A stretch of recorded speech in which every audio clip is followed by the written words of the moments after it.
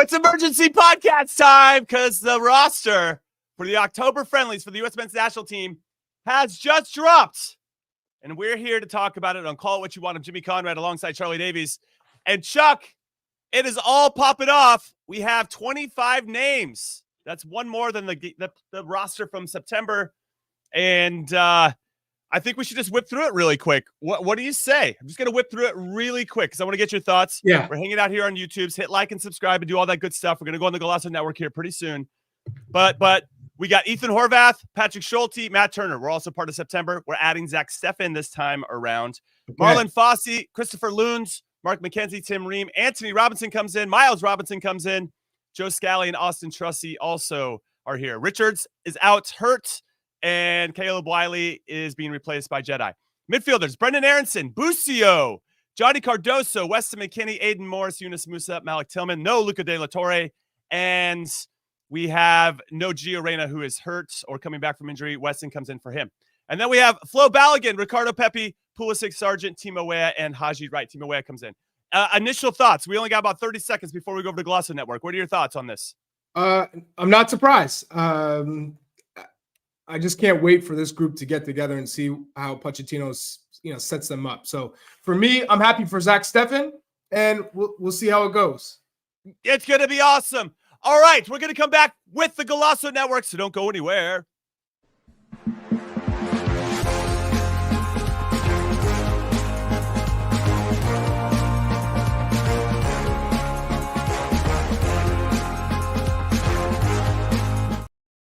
What's up, everyone, and welcome to your favorite Average to Good podcast, Call It What You Want. I'm Jimmy Conrad alongside Charlie Davies, and we are having an emergency podcast, an emergency show, because the roster for the October friendlies with our new boss, Mauricio Pochettino, has dropped. And Charlie Davies, we're going to get into the names, but just give me your overall vibes for how you're feeling about Mauricio Pochettino being in charge with this group of players.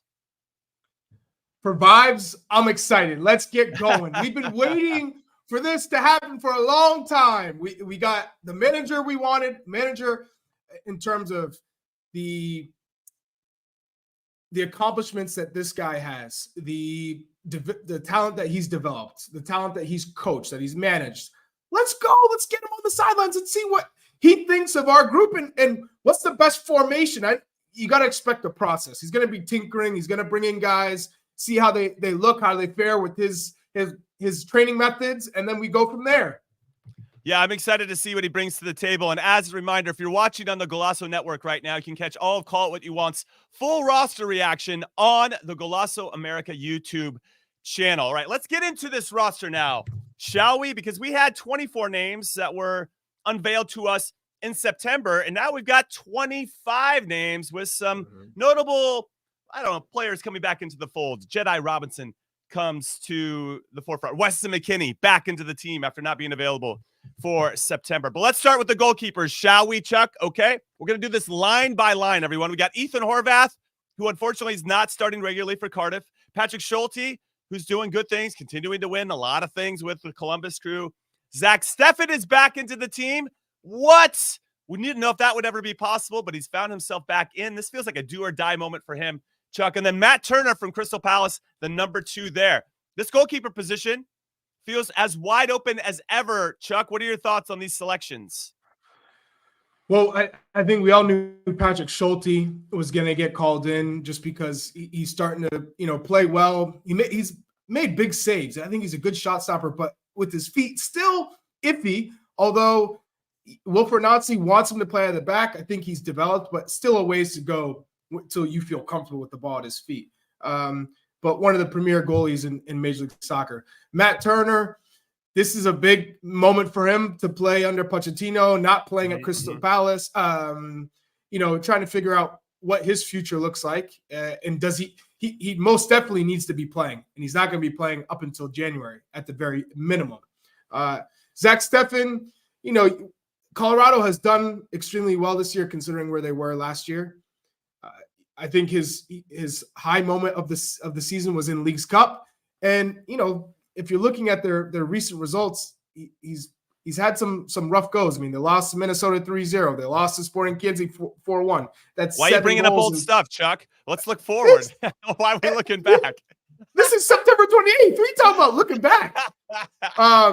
But I'm happy for him. I think he's had to deal with a lot of things on and off the field. So let's see where he's at. And then Horvath, who from what I heard about last camp, he trained really well, but just didn't get the opportunity. And he's been dropped recently with his club team. So yeah, in terms of the bulk of the goalkeepers that this national team has in terms of a pool, this is kind of what you got. So for Pochettino, this is a good look. Yeah, it's going to be a good look and a very competitive week, I think, for this particular position. All right, let's get into all the other areas of the field, then we'll come back and give our thoughts on what's happening. We'll start with defenders. We got 8 being called in here. Marlon Fossey, after having a good performance against New Zealand in the last window, gets called back in. Christopher Luntz is coming back in. Mark McKenzie, Tim Ream, Joe Scally, Austin Trusty, all part of the September window. The big ones are Anthony Robinson, Jedi Robinson, who's killing it for Fulham in the Premier League, continues to be linked to biggest clubs. He's back into the team. Caleb Wiley makes way for him. And then Miles Robinson from FC Cincinnati, he is into the team as well. Chris Richards was in before. He was captain for the New Zealand game, but he has a hamstring injury with Palace, so he is out. We'll go into the midfielders now. Brendan Aronson listed as a forward for the September window.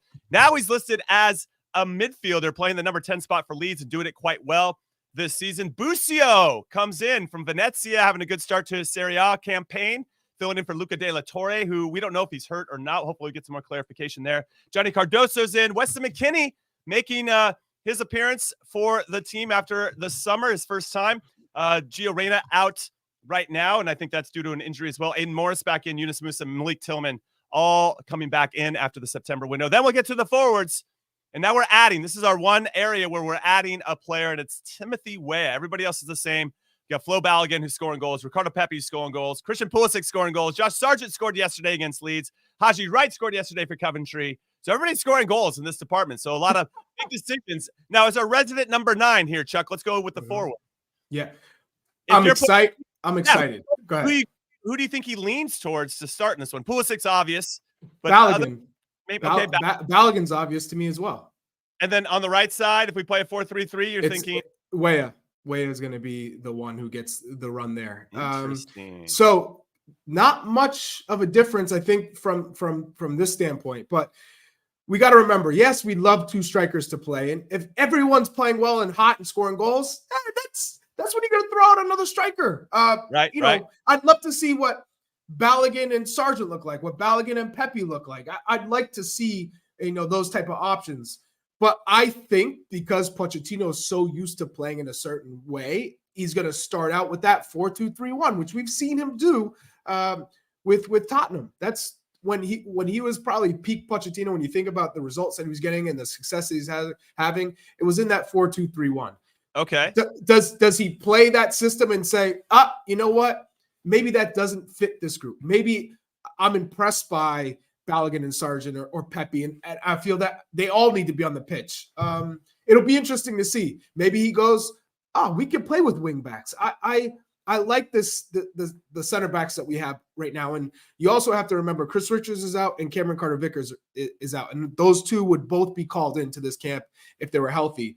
And then you got Serginho Dest, Tyler Adams, and Gio Reyna, who are injured. I would have to assume that if they were all healthy, those guys would be in this camp.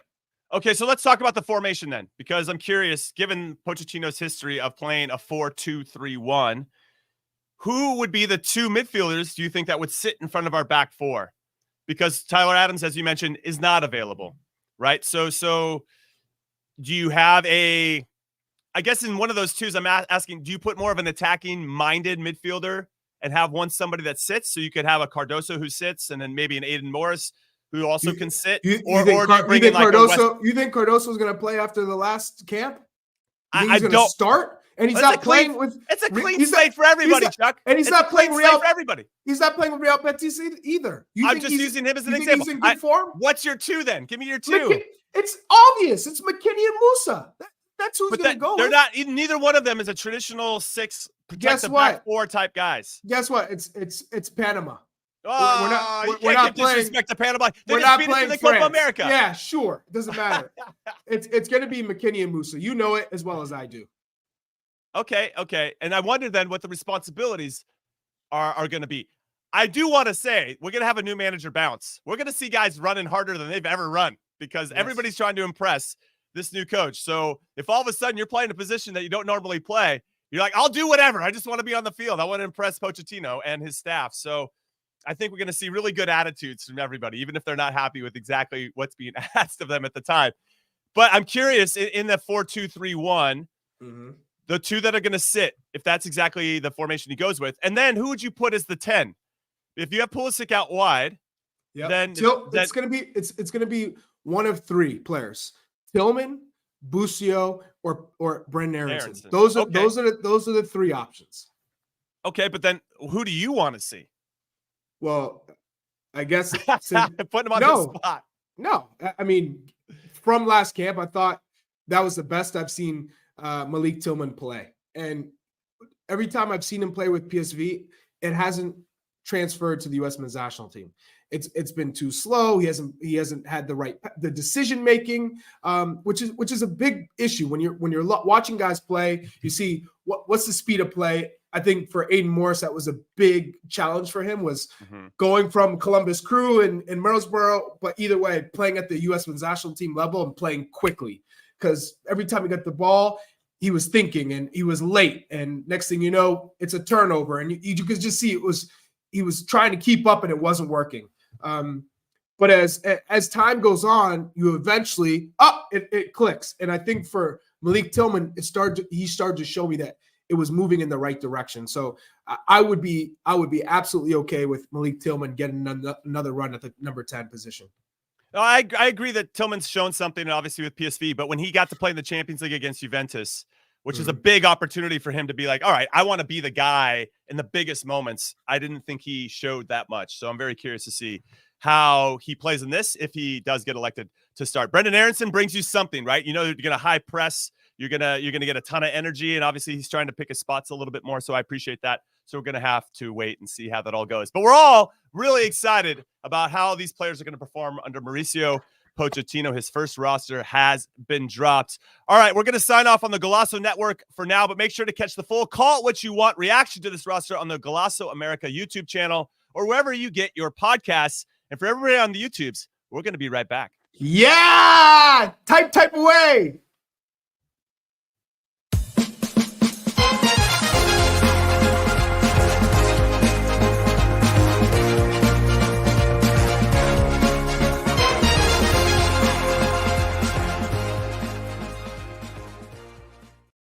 Welcome back into Call It What You Want, your favorite Amateur Good podcast. I'm Jimmy Conrad alongside Charlie Chuck Wagon Davies. And Chuck, we talked about all of, let's say, the roster line by line in that first segment. I kind of want to get into some of the omissions, okay? And maybe some big surprises for you. Chris Richards out due to injury. Cameron Carter-Vickers out due to injury. Gio Reyna coming back from an injury. We're hearing that Luca De La Torre aggravated something during the last window, and he is out due to injury. We got a lot of guys that are out due to injury.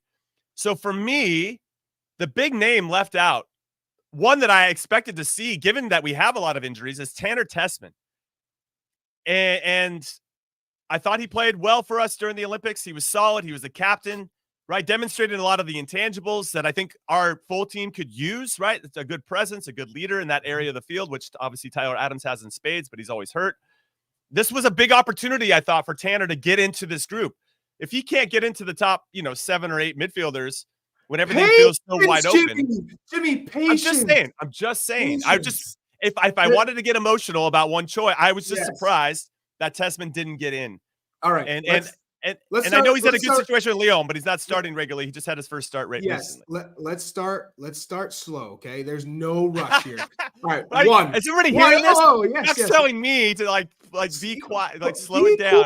Be cool. Yeah, relax. What I'm gonna say, Jimmy, is this is Tanner Tessmann, who for me stood out the most for the Olympics, for the Olympic team at the Olympics in France. I liked the way he's, we talked about it. He's not Tyler Adams in terms of being able to get around the pitch. He's not the fastest, But where he's grown so much is his IQ in the game, his positioning. You don't have to be fast to be such an important pillar in a team, especially out of midfield. When you're looking at Busquets, for instance, that's a perfect example of someone. Xavi, the greatest player I've ever seen play live and being on the pitch is Xavi. And he's not the fastest, he's not the quickest, but he was the smartest. And his distribution was phenomenal, making the right decisions. And that's where he's grown so much. And I give his agent, Mike Gartland, so much credit for dealing with all the crap he had to deal with in Italy and making him understand the right move in his career path, which is going to Lyon, a strong club in the French league, which I think is going to really sharpen his skills. And he's learning from a player like Nemanja Vidic, not Vidic, Matic. Sorry, it's going to be, I think, a growth curve that's going to be crazy for him. So patience for me. I think eventually he's gonna get called in. And Pochettino loves Liga. He coached PSG. He knows how good the quality is in that league. So slow down. He will get his chance. I get it. I just if you were looking for a surprise, I was a little surprised there. Especially because Busio and him were teammates at Venezia, and for I know Busio's had a great start to the Serie A season. Fantastic start. Away from that. Yes, he's been very good, and I like how he's joining the attack. And so, talking about pleasant surprises, I think Busio falls into that camp, and I wonder how he is positioned inside of the formation of a Mauricio Pochettino coach team. So yes, a lot of questions there. Any omissions or surprises for you that you want to discuss here, Chuck, so I can tell you to have some patience? No. I mean, what did we expect, Jimmy? Honestly, it's his first camp, Mauricio Pochettino. He was going to come in and say, you know what?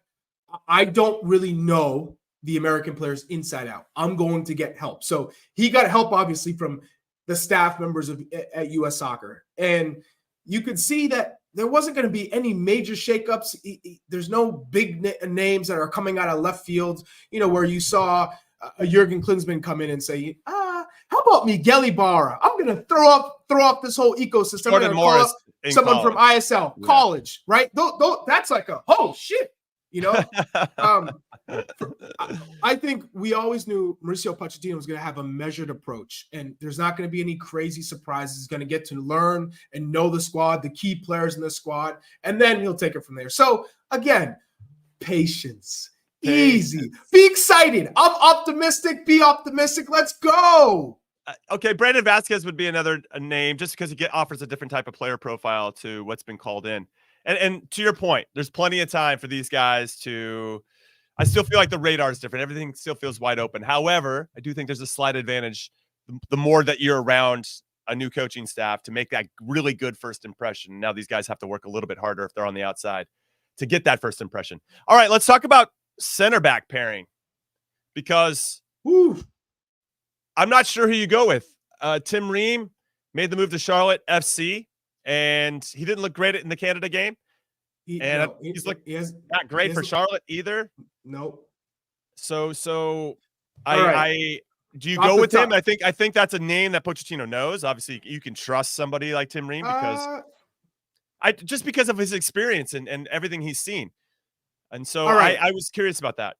Resident center back, Jimmy Conrad. I'm going to put you on the spot. So isn't it likely at this stage that you could still bring in someone with that type of experience who you've seen, you played against, but that doesn't mean you start him and you go with him. He's just in there, the camp, can make sure the level's high. You have him there to bounce ideas off of because he's seen all of these cycles. He knows the American players, so he can have that relationship with Pochettino. But for me, Mark McKenzie's been playing in Liga and playing well. Yeah. So for me, and playing in a back three, the left center back, so with Toulouse. So I would start him. And then you're going, okay, do you start Miles Robinson? Or Austin Trusty? Austin Trusty and Celtic got absolutely rolled against Dortmund. They got absolutely. I mean, Cameron Carter-Vickers has got to be thankful that he didn't play against Dortmund yesterday. Yes. Celtic smashed him. Or excuse me, Dortmund smashed Celtic. So did himself a favor. And Austin Trusty, I didn't think showered himself with any glory in terms of some of his defending and his decision making. Not of course, not all 7 goals that they gave up were his fault, but he wasn't necessarily slowing that Dortmund train down at all either. Yeah. You know, so I wouldn't start Trusty, which means that would be Miles Robinson, or you go into Tim Ream. Or but you're going point, Ream and McKenzie. Again, this is not a very inspiring. Like if we want to, no, we're not going to. Ream's not going to be playing for us in 26. It's just not going to happen. No. So McKenzie, okay. Yeah, and then you're going with, I guess, Miles Robinson or Trusty at that point, right? But we could see, because of this pool being not so deep or strong, you'd see Ream and McKenzie possibly. But remember, this is when you say, okay, we need Chris Richards and Cameron Carter-Vickers back ASAP, which we probably won't get till November. So just to throw this out here, because I thought he had a pretty good Olympics, and I think a little better than Miles Robinson. Were you surprised that Walker Zimmerman wasn't? Because he's only 31. I kept playing with the national team till I was 34. Of course, I'm an absolute beast of an athlete, so I could. You fell off a cliff. You fell off a cliff though at like 32. I want to say. I can't confirm or deny your rumors and what you're saying right now, but yeah, I didn't know if you're going to give Miles a look, I think that Walker maybe deserved a look as well. I know that'd probably be to the chagrin of others, but then Tim Ream falls into that too. You know, he hasn't played well recently, and the only difference between Walker Zimmerman and Tim Ream is you have a center back who can control the ball and keep the ball and make good decisions on the ball and play through the lines, whereas Walker Zimmerman is not that. Walker Zimmerman is great at providing cover. Though, dude. It's good leader, set pieces. Hey, no one's gonna doubt that. No one's gonna take that away from I'm just Walker saying, Zimmerman. like that's a piece though that we bring every time we hear a quote. We need to have more identity. From all our guys. We need there has to mean something. Like, well, then put people on the team that actually hold people accountable. I mean, that's part of it as well, and I think that's going to be an interesting part of how Mauricio Pochettino builds this team. Because as we talked about before, Chuck, it's not the 11 best players, most talented players that should start. It's the ones that actually play the best together. And mixed in with the absolute best players, right? Right. Yeah. So that's why I made the team. And that's why you got in, because you're your talent, and my talent was commitment and leadership and accountability, or at least that's what I tell myself here at night, so I can validate my existence. No, I can one thing I can vouch for you without even blinking an eye is that you always brought the work ethic, the focus, the commitment, every single camp, every single practice.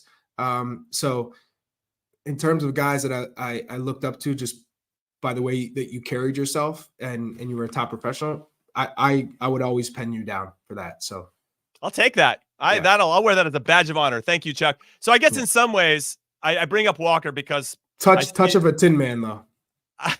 That's not always. Not always. At times, yes, but not always. I maybe I see a bit of a kindred spirit in Walker Zimmerman as yes.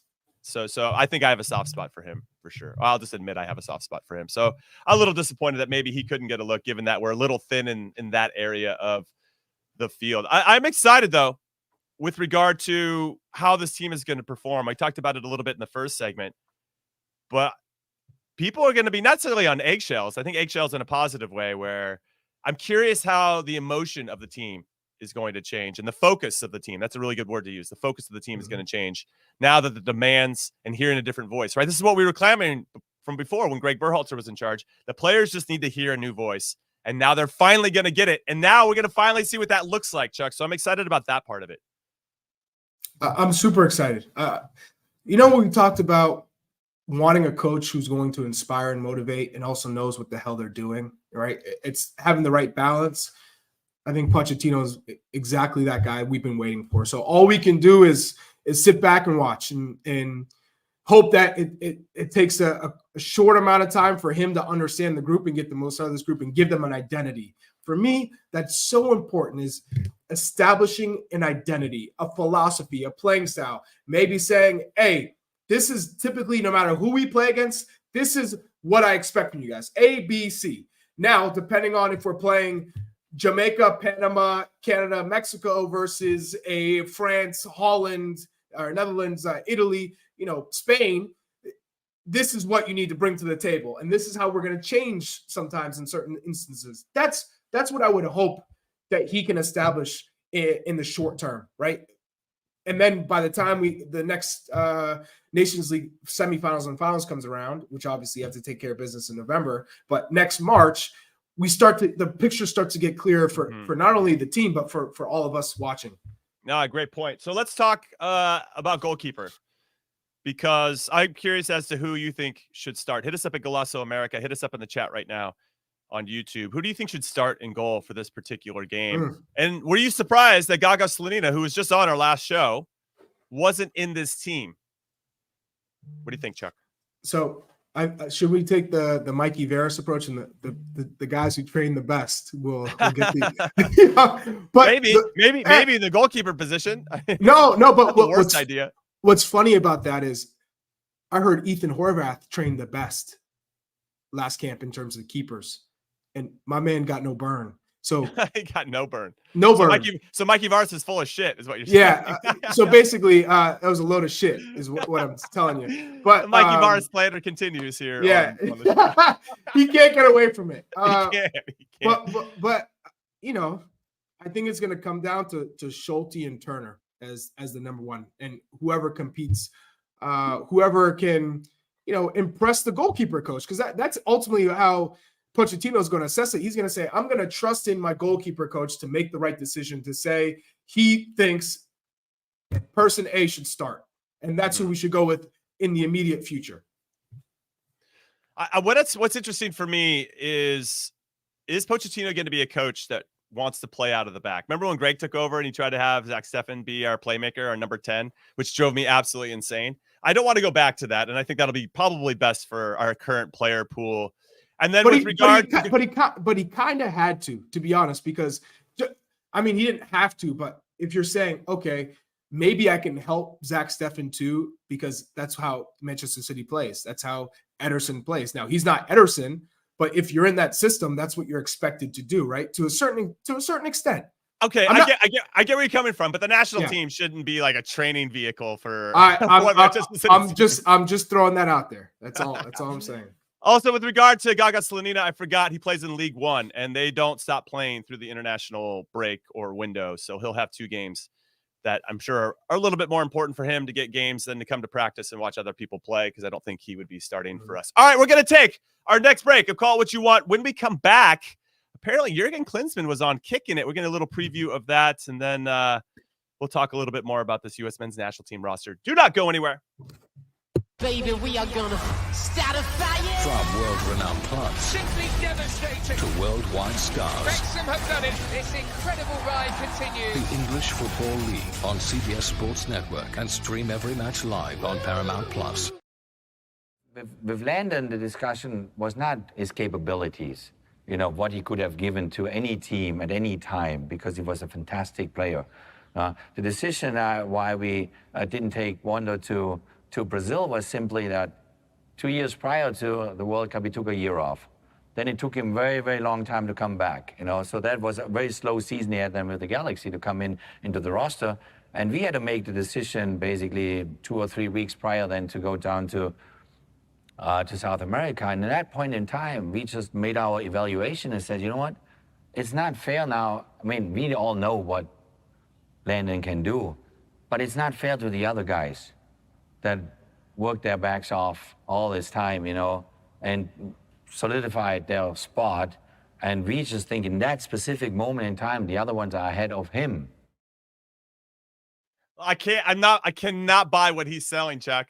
I just cannot buy what Jurgen Klinsmann is selling there about the Landon Donovan. I'm still triggered by the fact that they left one of the greatest to ever do it for the U.S. men's national team off, which felt more personal than any of the bullshit he's trying to sell right there. By the way, this episode of Kicking It dropped last night. You can find it anywhere you get your podcasts. And I highly suggest you go subscribe and like and follow Kicking It. Charlie and Kate and Clint and Mo do such a great job.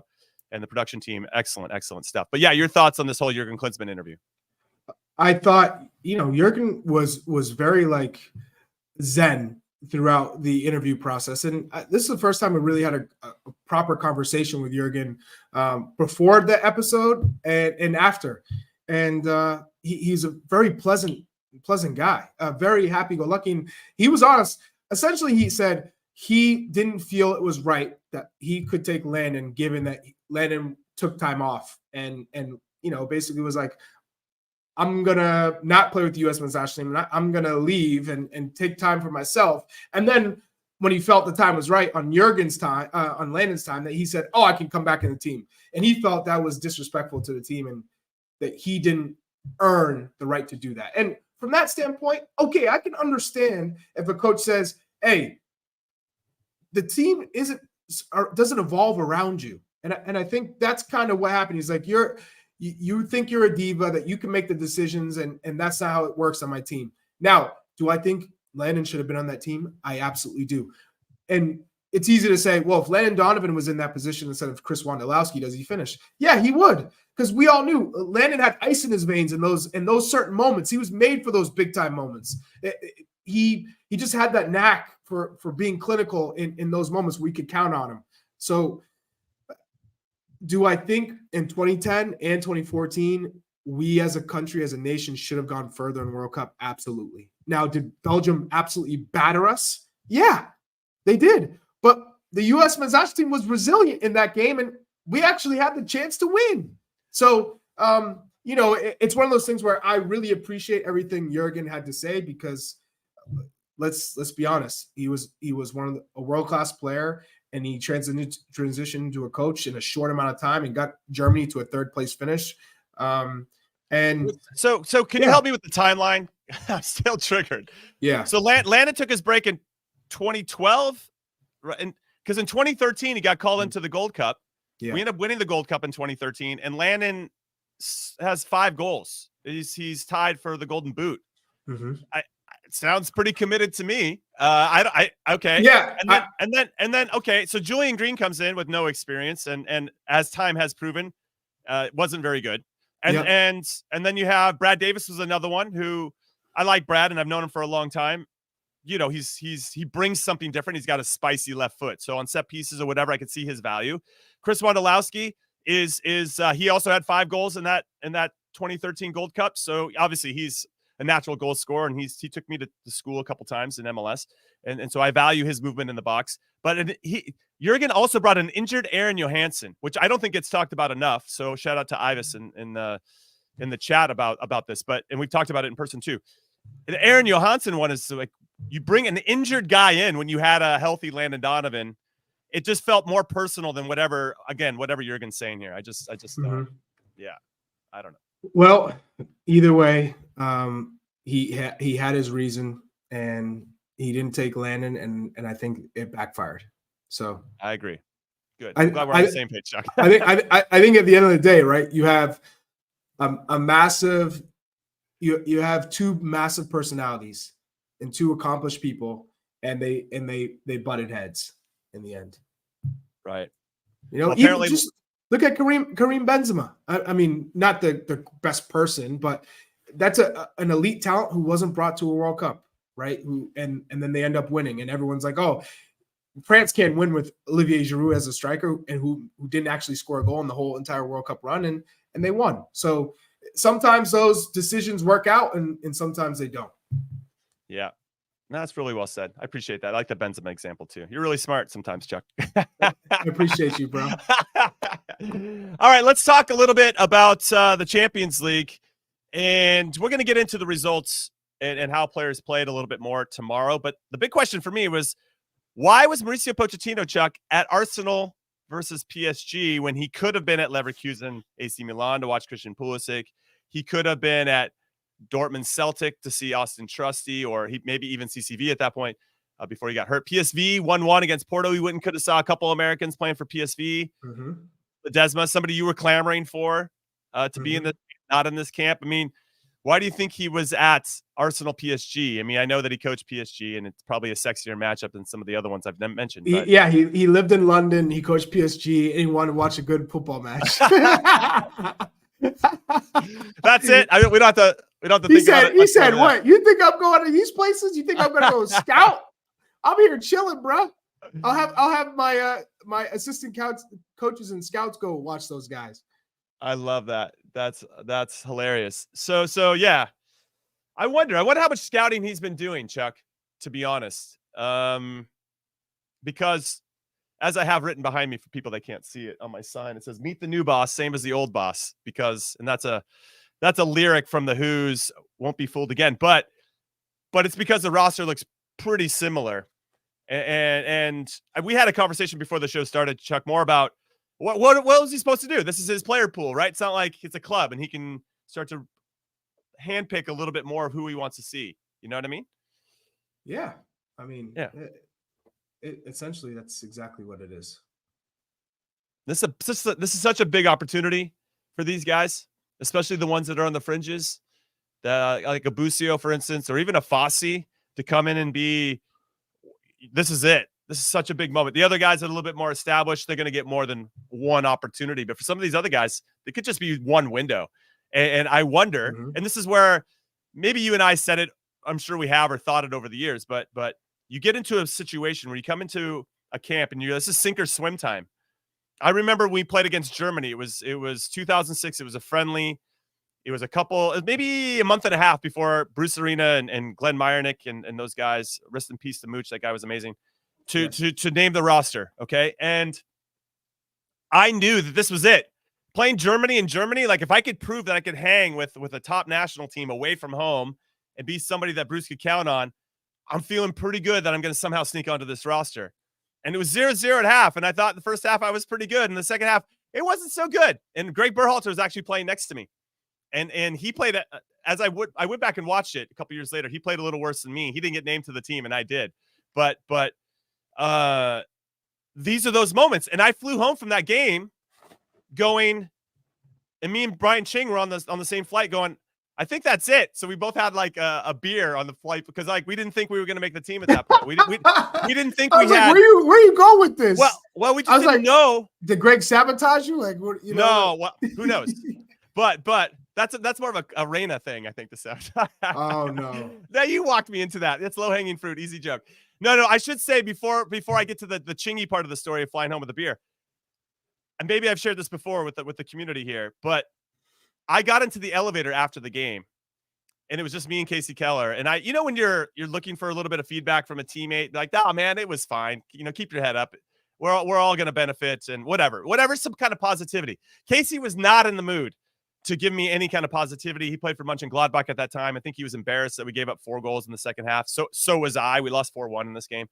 And Casey basically, I'm going to paraphrase, but to the effect of, yeah, you weren't good enough tonight. I went back into my room and cried because I thought that was it. Right. So the next day when I got on the plane with Chingy, I was ready to have a beer, and I'm not a big drinker. So you can imagine one beer it takes me a pretty far away. But me and Chingy had a great flight home because we both thought that was it for our World Cup aspirations. But thankfully both of us made the team. Anyway, I'm just sharing that story. No, yeah, it's an amazing story. It's a roller coaster of emotion. I should say, but that was that sink or swim moment. And I think that we have some guys that are coming into this camp that are going to be feeling that way and should be feeling that way, right? You want to be able to, can I manage pressure? Can I cope with adversity? What do you know about pressure? Can I cope with this type of pressure and still perform at a high level? Not a lot of guys can do that. And so we're going to find out pretty quickly who can sink or swim. And so I'm excited about that. And who's going to get that opportunity? What formation are we going to play? And how are guys going to move within that formation? Who do you think impresses Pochettino the most? Well, you got to think about, who do you think Mauricio Pochettino's favorite player was? So, who did he like to coach the most throughout his career? I'm trying to remember. I'll give you one. Who is the player? I know it.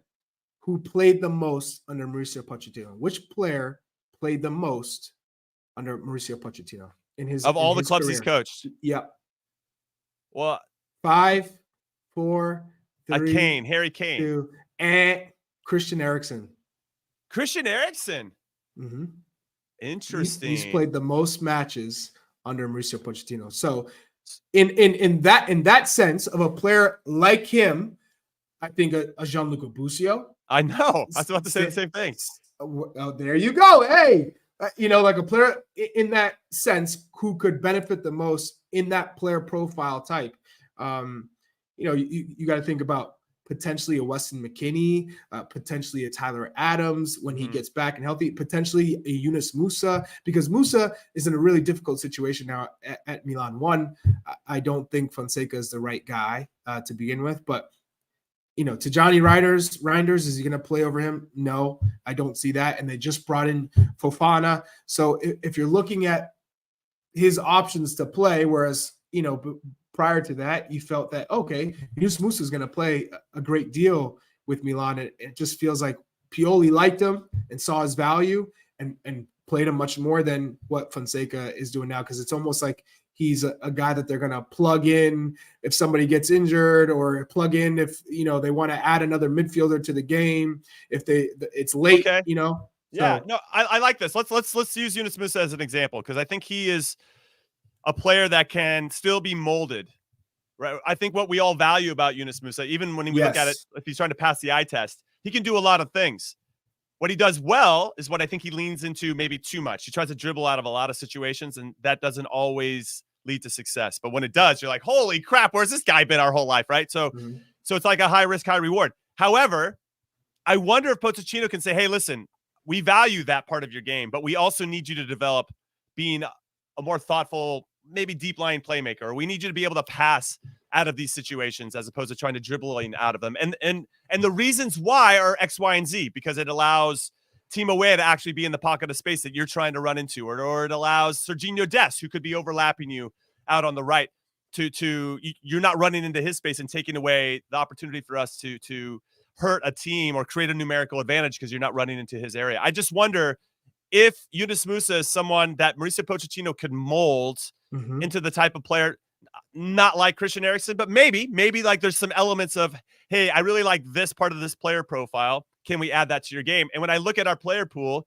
Yunus Musa on paper looks like a guy that could be able to adapt to whatever is being asked. And there's going to be some challenges for him and some mistakes being made, but I think that would be to the betterment of him becoming more of a 360 type player as opposed to some of the single-mindedness we see from him at times, because he's so good at like drifting and I don't say drifting, gliding through the midfield when he's got the ball, right? But that has become a little bit more predictable, and I think teams can stack him up accordingly because they know what he's going to do. Can he add another couple layers to his game that will make him, in my opinion, could be pretty unstoppable? I want to add this, and this is food for thought. So a player at 24 years old, and this is the example that I like to use, is a player like Stu Holden, who was a right midfielder in MLS. And you could say he was pretty consistent, nothing flashy, but consistent, had beautiful deliveries, could really hit a ball. But, on the national team, was never going to play in that right mid spot, but was kind of on the fringes. But then he moved to the English Premier League with Bolton and was moved from that position to a central midfield position.